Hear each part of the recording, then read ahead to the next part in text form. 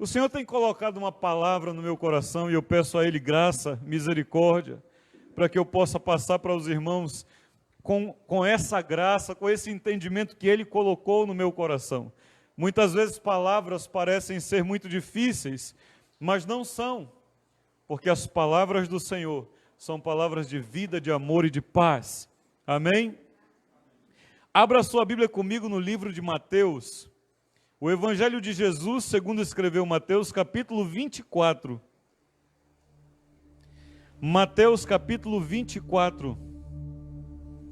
E os versículos 42 ao 44. Amém? Glória a Deus. Os irmãos que estão nos acompanhando aí pela live, e também os que estão aqui hoje, no final da reunião, nós vamos fazer uma oração profética por cada uma dessas vidas, as famílias que estão aqui, as famílias que estão nos assistindo. Então, se você quer, esteja pronto aí que Deus vai trazer algo tremendo para você no final dessa reunião, em nome de Jesus. Mateus 24, versículo 42 a 44. Diz assim: portanto, vigiai, porque não sabeis em que dia vem o vosso Senhor. Mas considerai isto: se o pai de família soubesse a que horas viria o ladrão, vigiaria e não deixaria que fosse arrombada a sua casa. Por isso ficai também vós apercebidos, porque a hora em que não cuidais, o Filho do Homem virá. Repita comigo: porque a hora em que não cuidais, o Filho do Homem virá. Mais uma vez: porque a hora em que não cuidais, o Filho do Homem virá. Há um momento, queridos, eu estava nessa semana conversando com a minha esposa e de repente veio um clique. Nós, quando falamos de eternidade, nós cremos profundamente nisso, ardentemente nisso. Nosso coração arde por isso, porque não há outra coisa mais desejável do que a eternidade. Tanto que as mulheres lutam para não ficar velha. Não querem que o tempo passe. É ou não é? Então, maior promessa de vida bela, né, de face normal, é a eternidade. Porque na eternidade, o tempo não existe. O relógio parou. Eu não sei o que a Janete disse, mas de repente veio essa indagação. E quando o relógio parar? Quem está aguardando o relógio parar? As pessoas acham que na eternidade haverá cronômetro. Não terá. Vai parar. Mas e quando ele parar? Eu imaginei isso, a gente que gosta de futebol. Aquele campeonato que é o mais desejado de todos. Não sei qual é. Copa do Mundo, né? Antigamente, quando o futebol era futebol, agora está virando bagunça.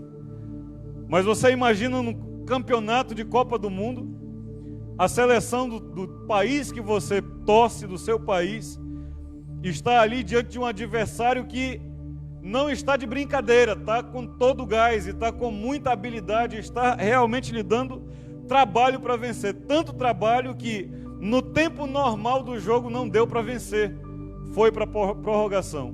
E a prorrogação, nós sabemos, tem um tempo menor ainda. E quando o seu time, que está ali desafiado por um adversário tremendo, faz um gol. Normalmente os times passam quase 10 minutos comemorando o gol, né, na prorrogação. Que é para enrolar o tempo. Porque o que você, quando está na prorrogação, mais quer é que o relógio pare. Por quê? Porque na hora que o relógio parar, você que está vencendo, comemora. E você não se preocupa quando você está nessa batalha, se o outro que vai perder vai chorar ou não. Você quer vencer. E você vai fazer de tudo para que o relógio pare antes de o adversário conquistar um gol, empatar ou passar de você. Mas se o adversário passa de você, você torce para que o tempo se prolongue, para que o tempo não pare. Mas e quando o relógio parar? A palavra que nós estamos lendo agora em Mateus, Jesus está advertindo acerca dos últimos dias. E quando esse relógio parasse, ele diz que não haveria como nós sabermos quando. Por isso nós precisávamos ser vigilantes. Por isso nós precisávamos ser atentos ao tempo. Nós não podemos saber como vai ser o final, mas vai chegar uma hora que o relógio vai parar. Diferente de um jogo de futebol, que existe um tempo determinado, o nosso tempo aqui não tem determinado para o fim, mas ele vai apitar uma hora. E quando o apito final parar o relógio, você vai festejar ou você vai lamentar? Essa é a pergunta que o Senhor colocou no meu coração. Ah, mas você, pastor, você isso, aquilo, queridos. A salvação em Deus, eu vou dizer a você, ela é algo individual e pessoal. Ela é uma posição, um posicionamento individual e pessoal. A Tamires não pode salvar o namorado dela. Você tem que crer. Aqui é família, viu? Vai te acostumando, porque se você quiser que eu abençoe esse casamento, vai ter que se acostumar. Você terá que ter uma decisão sua. A Ive não pode fazer nada pelo Marco. Mary não pode fazer nada pela filha. Zé, você ama suas filhas, seus filhos? Mas você não pode fazer nada por eles. Eles vão ter que chegar uma hora e decidir onde o cronômetro deles vai parar. Para a eternidade com Cristo ou não. Para a eternidade para o inferno. No livro ainda de Mateus, no capítulo 24 e o versículo 37 agora. Mateus 24, versículo 37.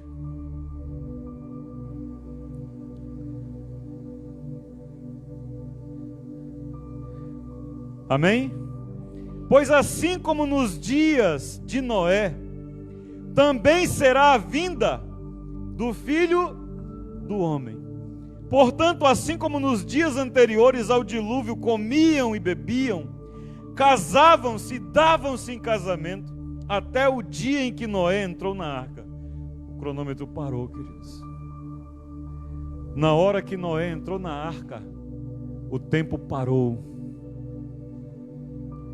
Começa uma nova contagem agora, para aqueles que estão dentro da arca, para um recomeço.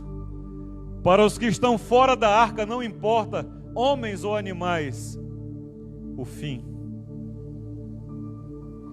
E o Senhor está dizendo para nós, igreja dele, agora, e queridos, se você que está lendo sabe disso, aqui são palavras de Jesus, é Jesus que está dizendo o que nós estamos lendo.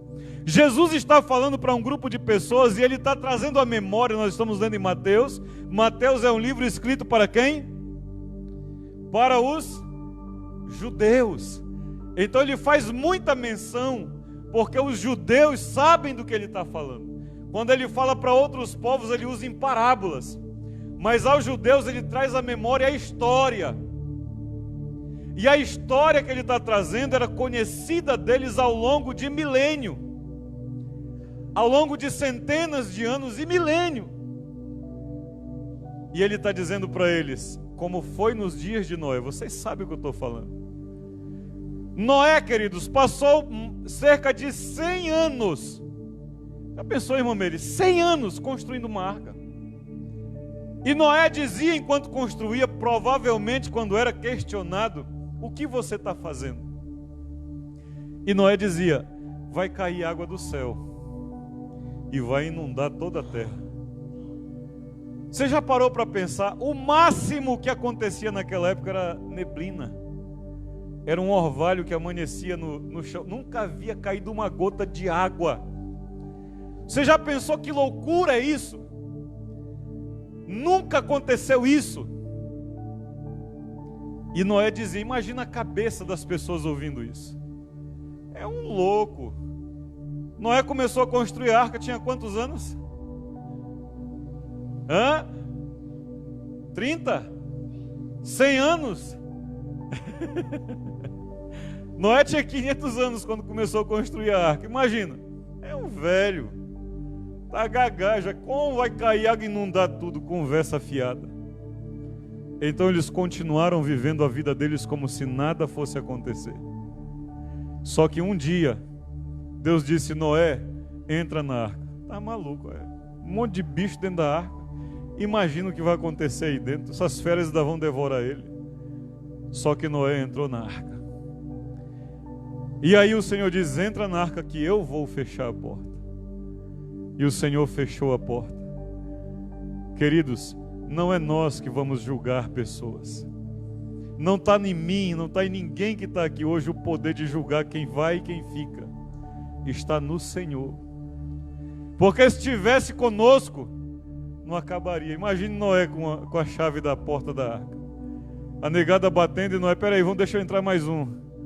A negada bate de novo, não, peraí, abre aí que vai entrar mais um. Você é a Janete então, meu amigo. Tadinho dele, coitadinho dele. E aí acontecia o quê? A água entrava na arca, inundava e morria todo mundo. Não, Deus disse, Noé, quem vai fechar a arca é eu. Assim como nos dias de Noé. Que maior loucura nós falamos hoje. Haverá um dia em que nos céus se ouvirá um som. E junto a esse som estará o Senhor e os seus anjos. E Ele enviará os seus anjos aos 4 cantos da terra para buscar os seus filhos. Aqueles que têm o nome escrito no livro. As pessoas ouvem isso e fazem o quê? Olha, como é Zelope, como é o nome do lugar, hein? Zelope nele. Que loucura é essa? Agora é que tá bom.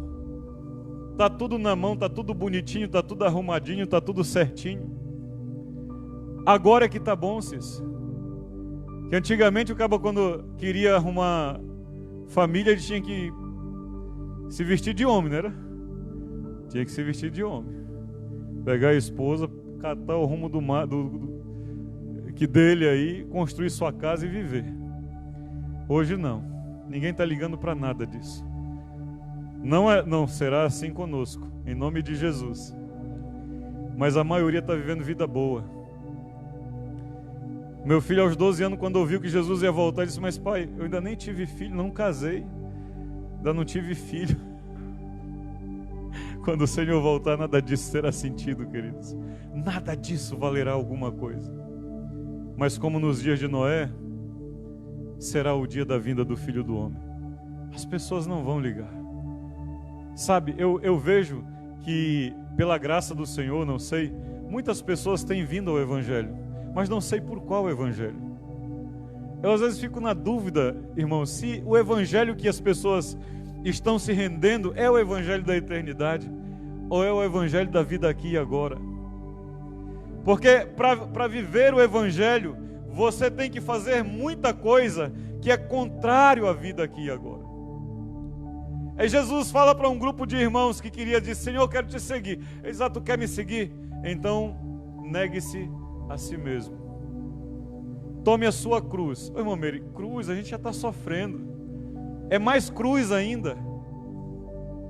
Então, aqueles que vivem o Evangelho da eternidade, não pense que tem vida fácil aqui. É luta. Porque você tem que ser honesto numa situação. Você tem que vender um tomate, Bel, e ser sincero numa coisa que os outros não são. É duro isso. Como é que você vai botar um preço justo quando os outros estão botando um preço injusto? Ou para mais ou para menos. Aí você não consegue concorrer. É difícil você viver honestamente aqui. Então, se você não crê no Evangelho para a eternidade, cuidado, queridos. Nos dias de Noé, eu imagino que as pessoas também diziam que temia Deus. Eu imagino que as pessoas também cultuavam, também faziam as suas orações, como nos nossos dias. Só que uma hora o cronômetro zerou. E agora? Quem está dentro, para a eternidade. Quem está fora, vai para onde? No livro de Romanos, no capítulo 1, você corre comigo aí rapidamente para Romanos, capítulo 1.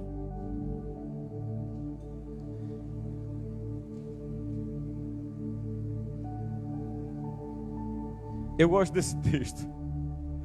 Eu gosto desse texto que é tremendo. Ele fala para mim, ele fala comigo. Ele me sacode, ele me chacoalha. Amém? Romanos 1, 20. Capítulo 1 de Romanos, o versículo 20 diz assim, ó: porque os atributos de Deus, presta bem atenção nesse texto, porque os atributos invisíveis de Deus,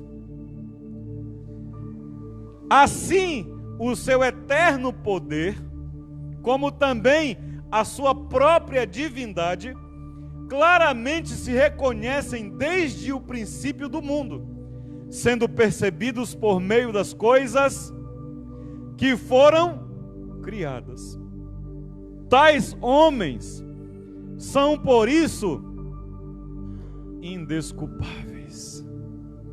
Tais homens são por isso indesculpáveis. 21. Nós somos indesculpáveis porque as coisas de Deus estão reveladas. 21.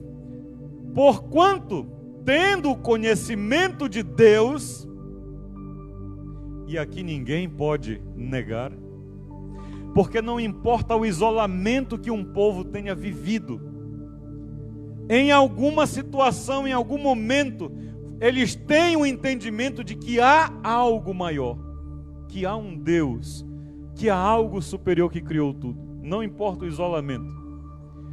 E quanto menos desculpa haverá para nós que estamos na sociedade. Hoje você é bombardeado pelas coisas de Deus de todas as formas. Então não há desculpa. Porquanto, tendo conhecimento de Deus, e não há quem possa dizer que não tem conhecimento, não o glorificaram como Deus, nem lhe deram graças. Antes se tornaram nulos em seus próprios raciocínios, obscurecendo-se-lhes o coração insensato.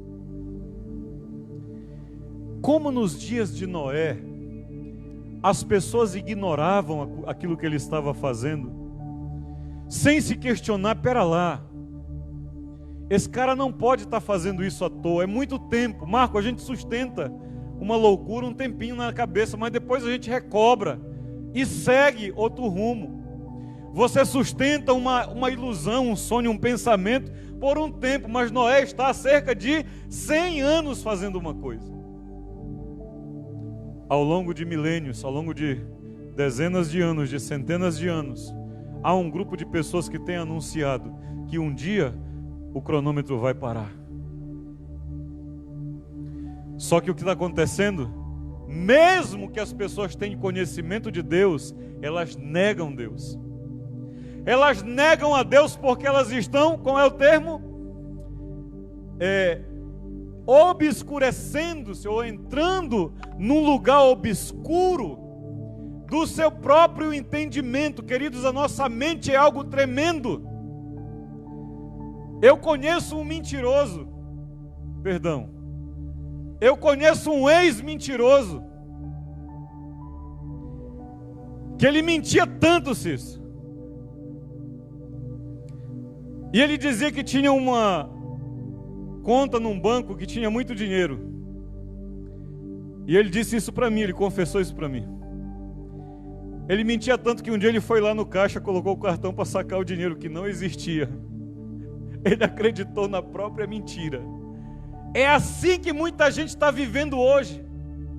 criando uma mentira na sua mente de que Deus não existe, que tudo é uma ilusão, que tudo é fruto do acaso ou da evolução, porque eles estão satisfeitos ao fazer a sua árvore genealógica, né?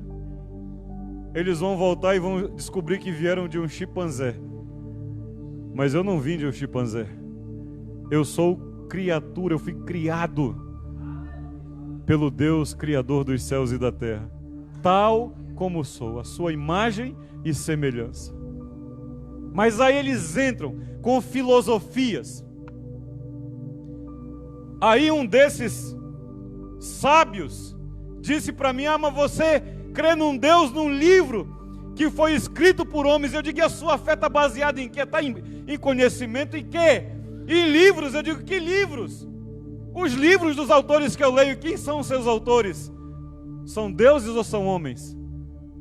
São homens. E estão me questionando porque eu creio numa Bíblia que Deus usou homens para escrever, mas inspirados pelo Espírito Santo, que já tem nos seus mais antigos manuscritos aqui mais de 4.000 anos, e você lê um texto e sabe que ele é verdade hoje, como ele era verdade lá. Você olha a coerência da escrita, mas eles não podem compreender, porque estão com um coração insensato. O coração insensato, querido, insensato. Você sabe o que é insensato? O insensato é aquela pessoa que perdeu o juízo.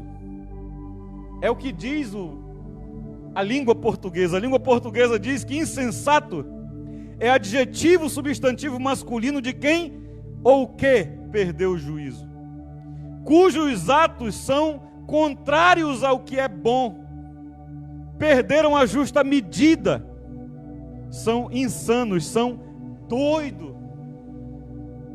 Sabe o que são as pessoas que negam a Deus? Loucos. Loucos. Indesculpáveis. Porque, queridos, esse Deus, ao longo de muitos anos, tem se mostrado a um povo. Ele tem se apresentado a um povo. O seu amor, a sua bondade, a sua misericórdia tem sido manifesta a um povo. Mas o povo não está dando atenção a ele. Ele disse em Mateus ainda, volta comigo em Mateus capítulo 3. Eu queria fazer algo bem pausado, mas não consigo. Mateus capítulo 3, quem achou diga amém. Esse Deus, ele diz, 3:1, amém? Naqueles dias apareceu João Batista pregando no deserto da Judeia e dizia: arrependei-vos, porque está próximo o reino dos céus. Sempre que Deus tratou com o seu povo, desde o inicinho lá, desde quando Caim matou o seu irmão, Deus falou: Caim, se você proceder corretamente, você não vai ser aceito, Caim. Proceda corretamente. Sabe o que Deus estava dizendo para Caim? Caim, arrependa-se dessa forma, dessa maneira que você está andando. Você acha que Deus estava preocupado com a oferta de Caim? Não, querido. A Bíblia diz lá em capítulo 4 de Gênesis, que antes de Deus aceitar a oferta de Abel, Ele aceitou a Abel. Deus não está preocupado com o que você pode dar ou não. É óbvio que com a medida com que você medir, você vai ser medido. A torneira de Deus é diferente. Nós pensamos em toma, toma e tereis. Deus diz: não dá e recebereis. É diferente. Mas não é isso que ele está preocupado com isso? Ele precisa disso? Não, queridos. Kevin, nós não vamos fazer culto ao dinheiro aqui, Kevin. O dia que você vê alguém fazendo culto ao dinheiro aqui nesse púlpito, Kevin, pode sair daí do jeito que você vem com teu karatê e tudo e mete-lhe o caboclo para fora. Porque Deus não precisa disso. mas Ele está preocupado com o seu coração. Aí vem todas as outras formas, manifestações de Deus, pode ler todas elas. Passou por um coração arrependido, um coração contrito e arrependido, um coração que não se achava a última cocada do tabuleiro, não, ninguém é. Nós precisamos de arrependimento todo dia, diariamente, buscar perdão, arrependimento diante do Senhor, porque todo dia nós fazemos uma coisa que não deveria, e nós precisamos nos voltar para o Senhor. Não importa, querido, quem é. Você acha que porque eu estou aqui no púlpito eu sou melhor do que alguém? Não sou, queridos. Aliás, a carga maior e mais pesada está sobre os meus ombros, porque eu posso fazer um de vocês cair. E a Bíblia diz, a Bíblia tem um ai para aquele que fizer cair um dos pequeninos do Senhor. E eu não quero esse ai sobre a minha vida. Arrependam-se. Todos os processos. Foi com Abraão, foi com Davi, foi com Salomão, foi com Sansão, foi com todos os homens que você vê, que tiveram um tempo de revelação, de manifestação, de comunhão, de presença com Deus. Ele passou por isso. Arrependimento. As prisões, os momentos que o povo de Israel ficou preso, teve que haver arrependimento. Teve que haver um coração que se arrependeu, que chorou e que buscou. Agora o reino de Deus está próximo. E João Batista, cerca de 2000 anos atrás, dizia: arrependei-vos, porque está próximo o reino de Deus. E naqueles dias estava próxima a chegada de Jesus, a manifestação de Jesus, porque ele já havia chegado. E João não está falando de Jesus, mas está falando que ele vai manifestar o reino. Então ele dizia para o povo: arrependa-se. Era importante arrepender, porque se alguém quer relacionar-se com Deus sem arrependimento, ele tornou nulo o sacrifício de Cristo. E aí, na hora que o cronômetro para, você descobre que perdeu tempo. Que coisa dura, hein? É duro, hein? Você já ficou numa parada de ônibus que não era que passava o seu ônibus? Eu já fiquei. Queridos, é muito chato, olha. A pessoa vai com pressa e chega na parada do ônibus, fica ali contando que o que ela precisa vai passar. Mas tem lá uma placa com os números, né? Ou nome ou rotas que passa naquela parada. Eu não observei aquilo. Fiquei esperando. Eu fiquei cerca de 3 horas esperando. Depois de 3 horas de espera, eu descobri que o ônibus que eu precisava não passava naquela parada. E eu descobri que eu perdi um tempo tremendo da minha vida. Que coisa dura vai ser para aqueles que, quando o relógio parar, ele descobrir que perdeu tempo. Porque ele não estava buscando como deveria buscar. Ele não estava alinhado ao Evangelho de Cristo. Quando nós lemos em Levíticos 4, eu não quero que você vá lá, mas por que é importante o arrependimento? Quando é instituída a lei, quando alguém pedia perdão por seus pecados, quando ela estava arrependida dos seus pecados, ela levava até o sacerdote um cordeiro, macho sem defeito, ou fêmea sem defeito, uma cabra fêmea sem defeito, para que aquele animal fosse sacrificado para que houvesse perdão dos seus pecados. Então ele levava até o sacerdote, e diante do sacerdote ele colocava a mão dele sobre a cabeça do cordeiro.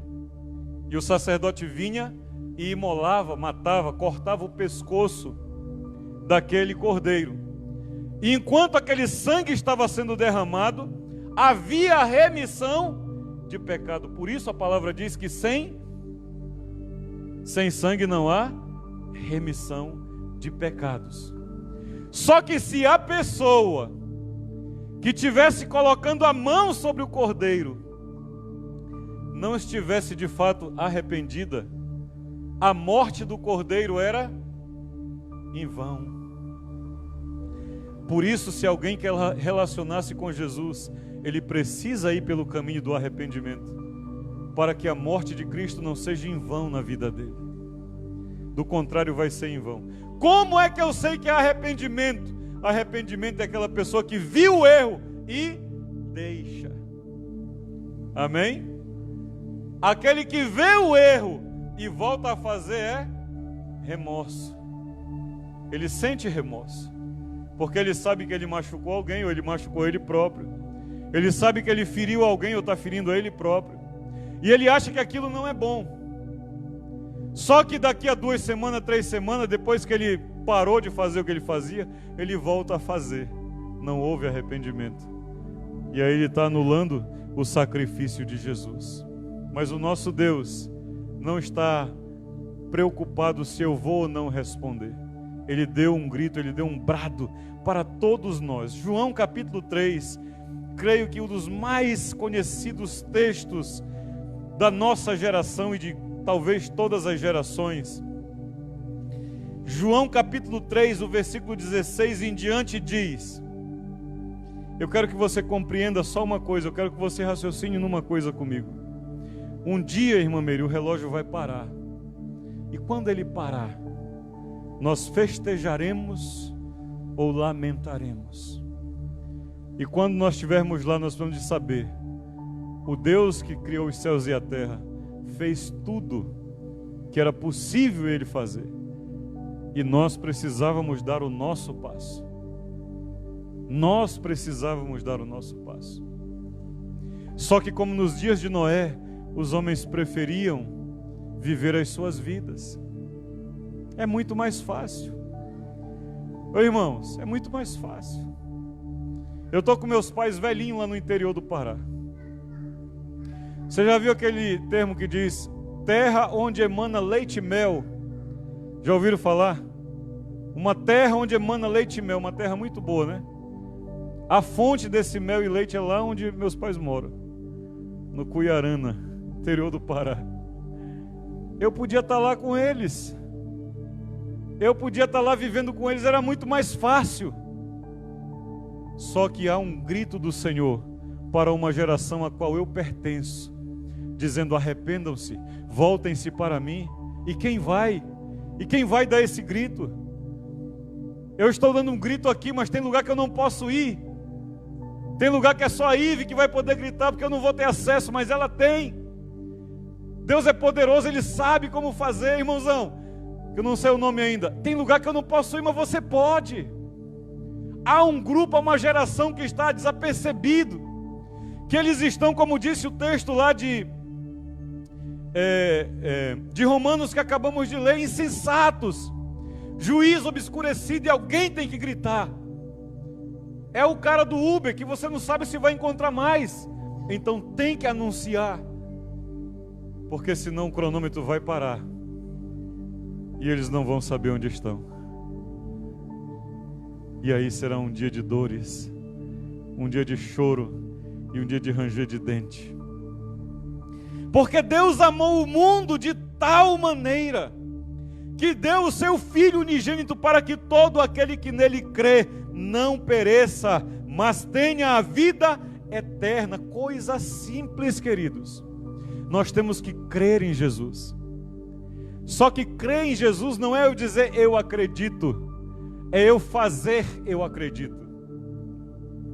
Porque só dizer eu acredito não corresponde. Eu tenho que dizer com as minhas atitudes: eu creio. Sabe por que você veio aqui nessa noite? Porque você crê. Se você não crê, você não sai da sua casa num domingo à tarde para vir num culto. Você tem que crer. Ou crê ou não vai sair do lugar. Portanto, porquanto Deus enviou o seu Filho ao mundo não para que julgasse o mundo, mas para que o mundo fosse salvo. O propósito de Deus, o projeto de Deus não é condenar, é salvar. Quem nele crê não é julgado. O que não crê já está julgado, porque não crê no nome do unigênito Filho de Deus. É eu que condeno, queridos? Não somos nós, não é a igreja, é a própria pessoa. E por que ela se condena? O julgamento é este: que a luz veio para o mundo e os homens amaram mais as trevas. Versículo 19 eu estou lendo. O julgamento é este: que a luz veio para o mundo e os homens amaram mais as trevas do que a luz, porque as suas obras eram más. Então alguém que está fazendo uma coisa errada, que não quer largar, o que ele faz? Ele esconde. Então quando alguém rejeita a luz, ele não está rejeitando você, Cauê. Quando alguém rejeita a luz, ele não está rejeitando você. Não é porque você não sabe pregar, não é porque você não sabe falar do amor de Deus. Quando alguém rejeita-se sua mensagem da cruz, não é porque você não sabe, é porque a luz revela. E a pessoa não quer que revele aquilo que ela está fazendo. Porque a hora que é revelado o que ela está fazendo, ela precisa abandonar. Mas muitas vezes a escolha dela não é abandonar o que ela estava fazendo, é continuar fazendo. E isso vai trazer a perdição para ela. A luz veio para os homens, mas os homens a rejeitaram. Como nos dias de Noé, como Noé foi rejeitado, também agora muitos vão rejeitar o evangelho da luz, porque a luz revela. É muito melhor eu fazer um evento, um congresso.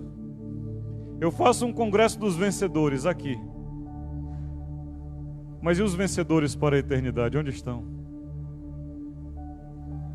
Eu faço um congresso dos prósperos aqui. Mas prosperidade maior que a eternidade não existe. Eu preciso compreender que um dia o relógio vai parar, queridos. E quando ele parar, eu vou festejar. Isaías 53. Acho que a maioria de nós conhece. Isaías 53 é um texto desses que a gente tem que andar com ele cravado no coração da gente. 5:3. Isaías 5:3 diz assim no início, logo de inicinho: porque esse é o Cristo que deve ser anunciado e que tem sido escondido ao longo dos dias. O Cristo que deve ser anunciado, mas que tem sido escondido. É o Cristo que morreu por mim e por você. Irmãozão, Ele morreu por mim e por você. Ele sabia exatamente quem eu e você éramos. E ainda assim, Ele nos amou. Como não retribuir esse amor? Como sermos apáticos a esse amor?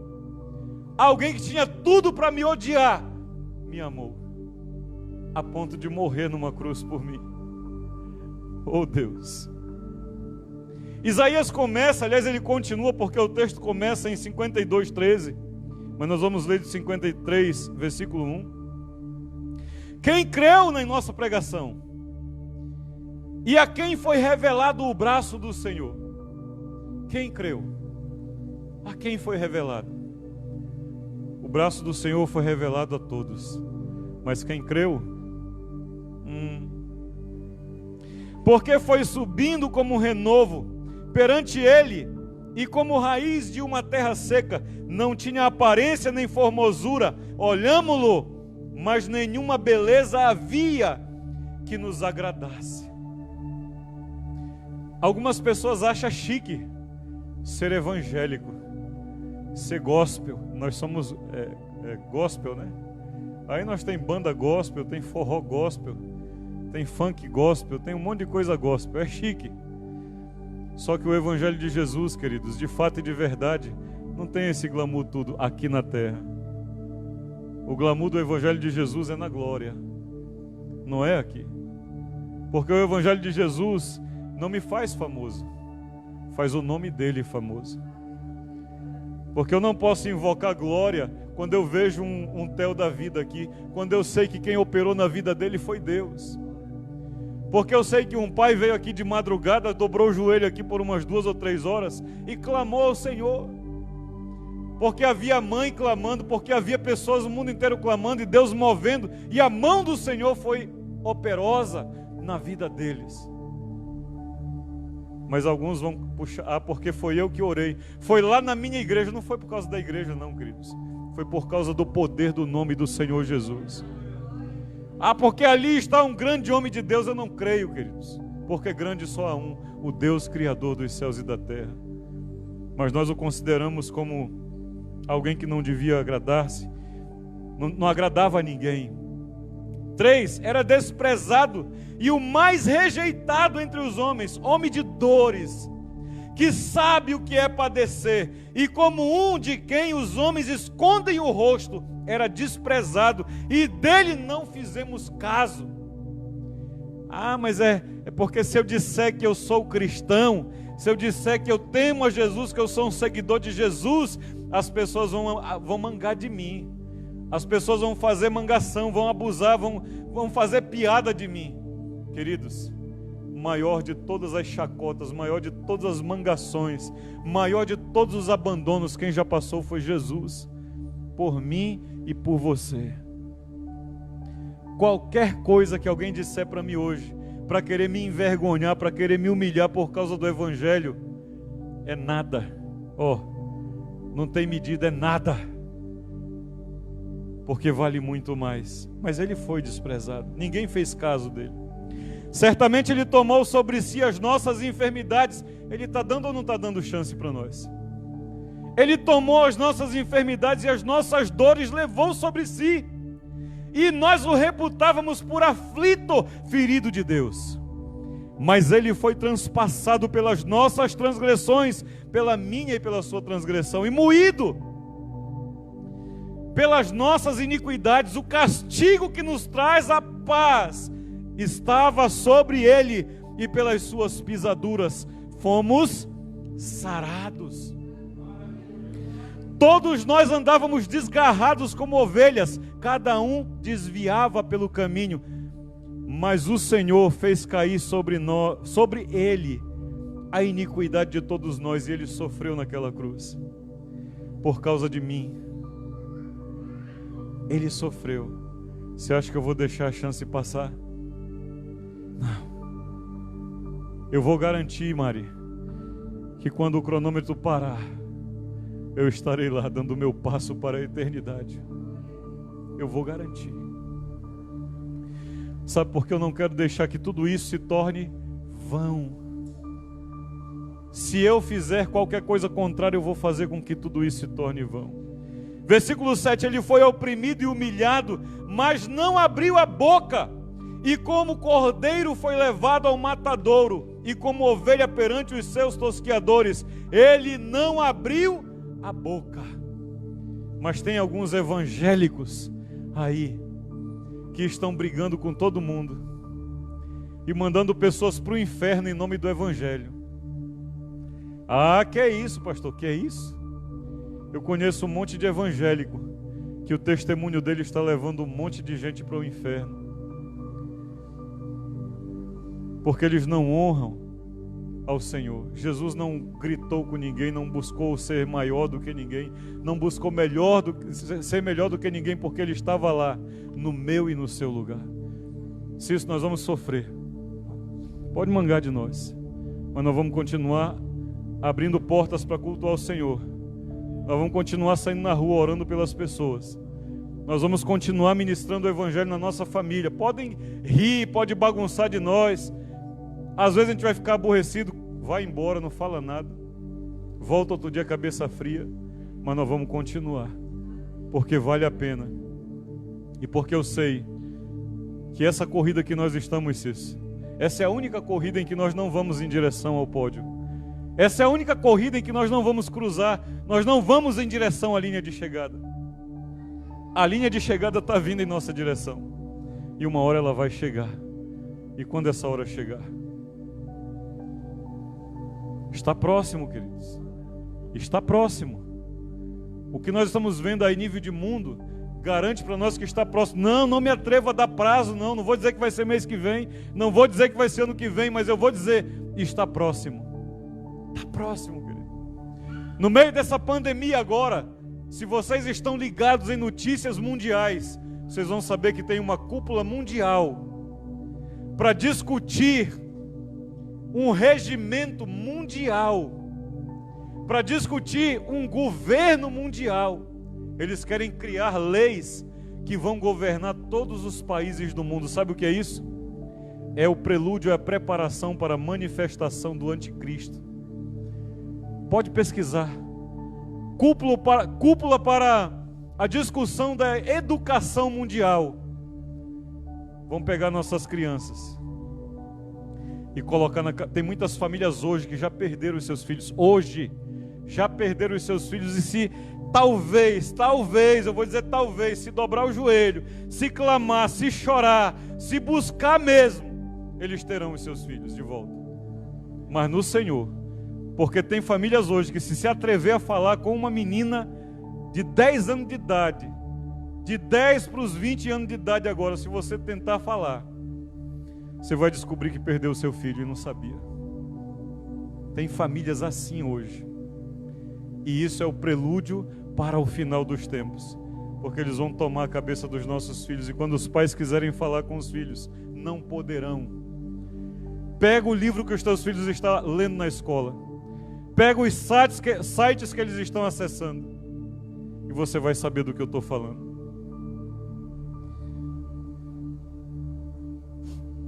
Tem um tal de Free Fire aí, rapaz, olha. Ah, mas o seu filho não joga? Meu filho joga. Joga o Free Fire. Mas na hora que eu disser para ele parar, ele para. E se ele fizer cara feia, acabou o Free Fire, acabou o celular, acabou tudo. Porque eu não vou entregar meu filho na mão do Satanás, não. Ele vai ter que andar na linha comigo. Vai ter que obedecer. Para a vida eterna dele, para o bem dele. Porque quem ama, querido, cuida. Capítulo 10, versículo 10 de João. O nosso Deus, querido, veio para nos dar vida. E vida em... Não é isso que diz lá? João 10, 10. Ele diz que o ladrão veio para matar, roubar e destruir, mas ele veio para dar vida.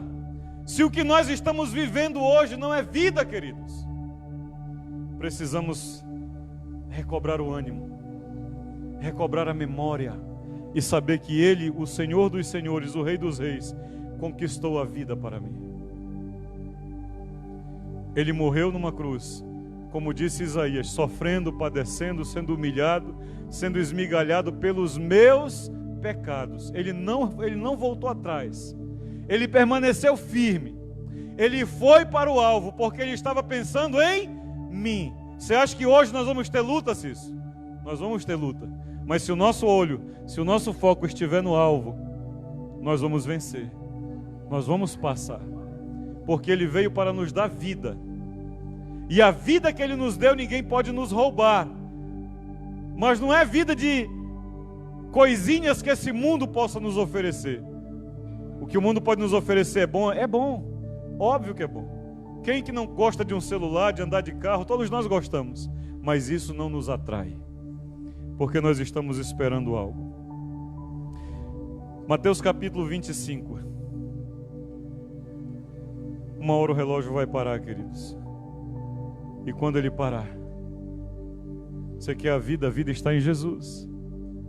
A vida não está no mundo à sua volta. A vida está em Jesus.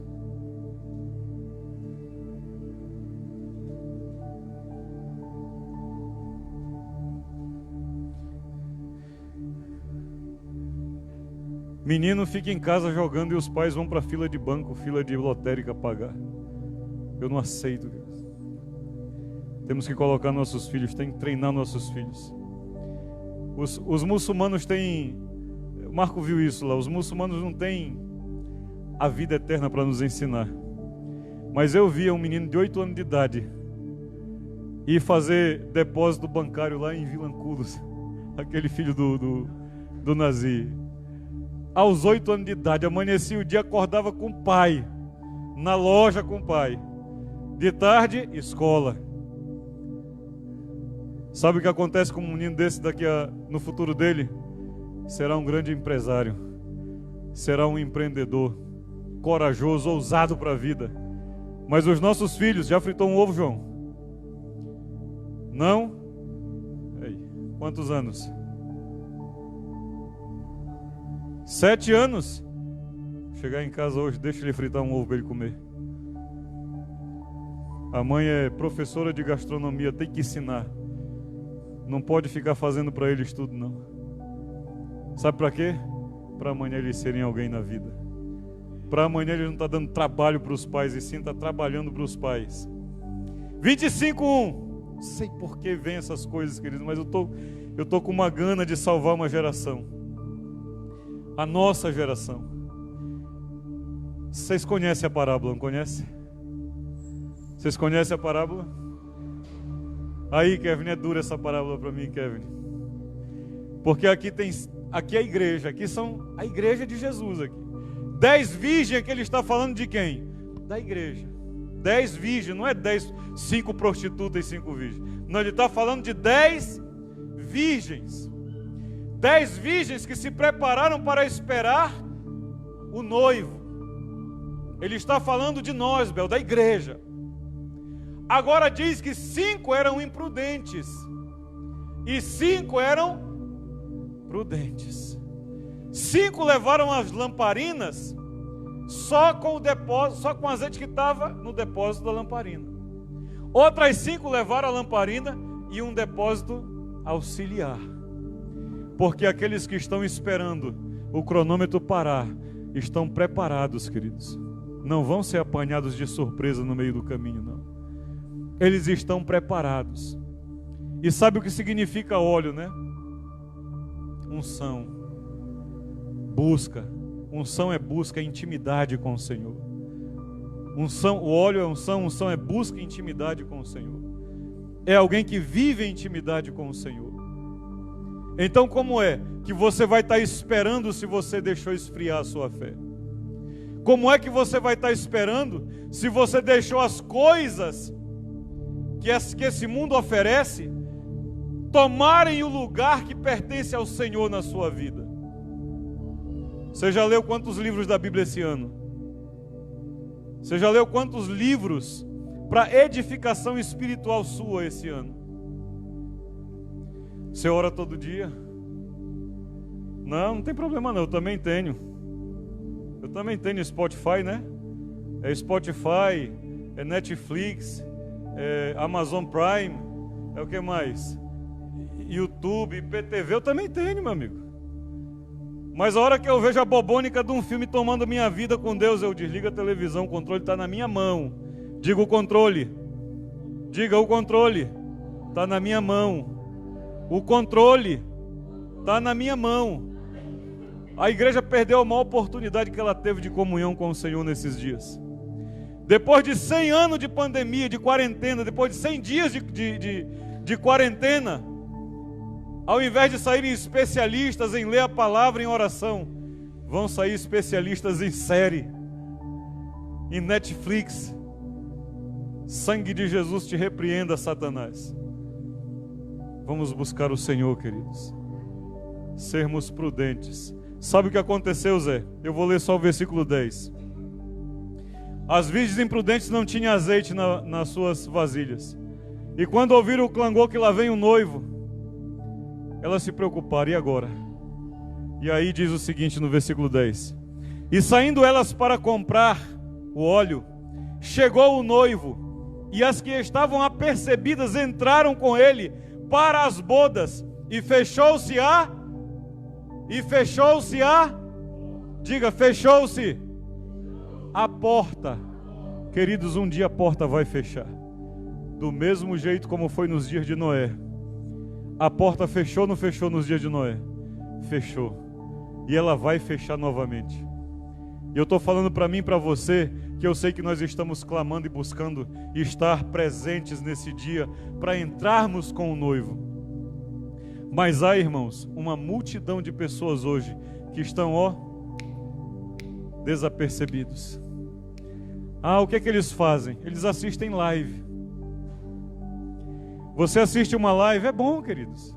Mas se a sua intimidade com Deus, queridos, se a nossa intimidade com Deus depender de vir 1 vez, 2 vezes por semana num culto, nós somos os mais miseráveis de todos os homens. Vir 1, 2 vezes por semana num culto tem que ser consequência da nossa vida com Deus, e não a causa. Você veio para ter comunhão com os irmãos, para ver um ao outro, para fortalecer um ao outro, mas a sua comunhão com Deus é dia a dia na sua casa. Ah, eu estou fraco hoje, pega o WhatsApp, em vez de mandar bobagem, fala com alguém que pode orar contigo, fala com alguém que pode te mandar um texto, fala com alguém que pode te mandar uma palavra de bênção para a sua vida, mas é todo dia. Não espera o culto chegar não, querido, não espera o culto chegar. Um dia o cronômetro vai parar, e eu quero encerrar com você lendo Apocalipse 21.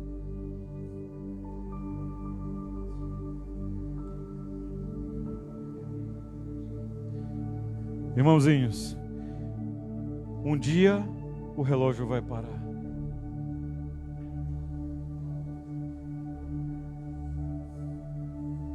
Apocalipse 21.